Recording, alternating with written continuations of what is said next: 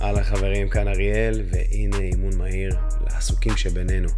אז כמה תרגילים מאוד מגוונים שפוגעים לנו ברוב שרירי הגוף. בואו נצלול ונסביר אחד אחד.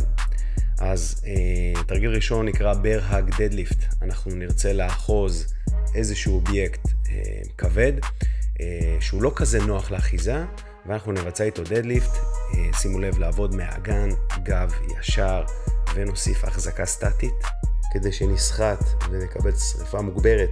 תרגיל שני, TRX-W row. אני מתמקם, מוודא מתיחה של הרצועות, סוף תנועה עם המרפקים למעלה, מגלגל אגן לפנים כמו שראיתם, משאיר את הגוף מקובע וחותר חזק, ירידה איטית. אל התרגיל האחרון שלנו שזה הפוש-אפ. בואו נבין איך עושים אותו נכון. אנחנו נרצה לפרוס את האצבעות כמה שיותר, לקבל שטח בסיס רחב, שכמות מהודקות, אגן מגולגל לפנים, לשמור על היציבה תוך כדי הפוש-אפ, וניתן שולדר טאפים קצרים, וסטטי קטן למטה, נעלה לאט לאט, כל אחד שיבחר את העצימות שלו, כדי לקבל את התוצאה הטובה ביותר.